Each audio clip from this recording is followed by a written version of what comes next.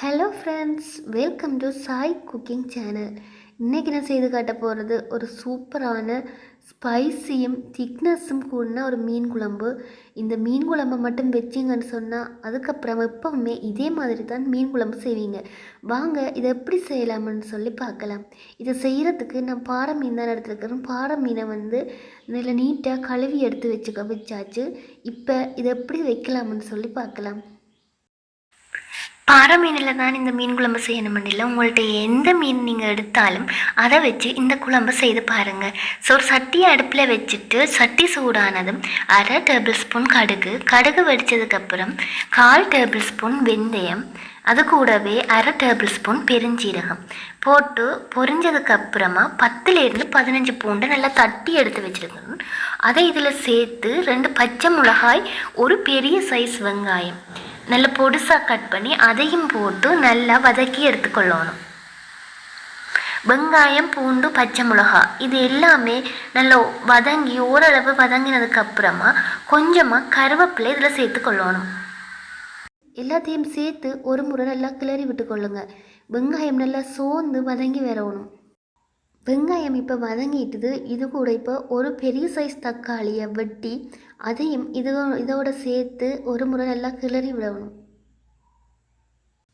தக்காளியை போட்டு ஒரு முறை கிளறினதுக்கப்புறமா 1 நிமிஷம் ஒரு மூடியை போட்டு மூடி தக்காளியை வேக விடுங்க.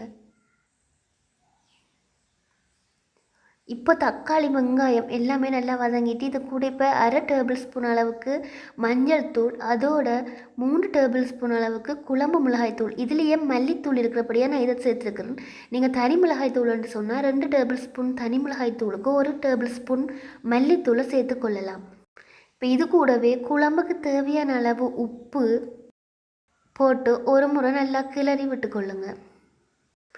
இது கூட ஒரு எலுமிச்சை சைஸ் அளவு புளியை ஊற வச்சு கரைச்சி அதை இதோட சேர்த்துட்டு இப்போது இதில் தேங்காய்ப்பால் இது தண்ணிப்பால், 2ஆம் பால் 3ஆம் பால் அப்படி சொல்கிற தண்ணிப்பால். இது திக்கான பால். முதல் பால் எடுத்து வச்சதுக்கப்புறம் 2வது தரம் தண்ணி ஊற்றி எடுத்த பால் தான் இது. அதை இதில் ஊற்றி உள்ள கட்டி இல்லாமல் நல்லா குழம்பு ஒரு முறை கிண்டி விட்டு கொள்ளுங்க. இப்போ ஒரு மூடி போட்டு மூடி 3 நிமிஷம் இது நல்லா குழம்பு கொதித்து எண்ணெய் பிரிஞ்சு வரட்டுக்கும். இப்போது இது எண்ணெய் நல்லா பிரிஞ்சு வந்துருச்சுது. இப்போது இதில் நம்ம வெட்டி கழுவி வச்சிருக்கிற பாறை மீனை சேர்த்து கொள்ளலாம். மீன் போட்டதுக்கப்புறம் சாழ்வாக சைட்டால் கரண்டியை வச்சு ஒரு முறை கிளறி விட்டுட்டு மீனை இப்போ ஒரு மூடி போட்டு மூடி 3 நிமிஷம் குழம்பை கொதிக்க விடணும். இப்போ 3 நிமிஷத்துக்கு பிறகு நல்லா குழம்பு கொதித்து வந்துட்டுது. இதை லேசாக கிளறி விட்டுட்டு உப்பு அளவாக இருக்குதான்னு சொல்லி இருக்க பார்த்துக்கொள்ளுங்க. உப்பு காணாதுன்னு சொன்னால் கொஞ்சமாக உப்பு சேர்த்துக்கொள்ளுங்க. எனக்கு உப்பு கொஞ்சம் காணாத மாதிரி இருந்துச்சு. நான் கொஞ்சமாக உப்பு சேர்த்து கொண்டேன் இதுக்கு.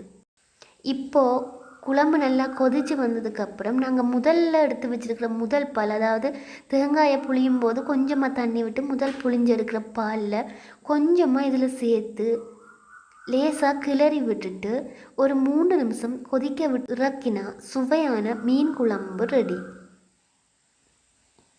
நான் இந்த குழம்புக்கு பாவித்த குழம்பு மிளகாய்த்தூள் எப்படி செய்கிறதுன்னு சொல்லி உங்களுக்கு வீடியோ வேணுமான்னு சொன்னால் கமெண்ட் செக்ஷனில் கேளுங்க. அடுத்த வீடியோவில் நான் அதை செய்து வீடியோவாக பதிவு செய்கிறேன். இந்த வீடியோ உங்களுக்கு பிடிச்சிருந்தா மறக்காமல் லைக் பண்ணிடுங்க.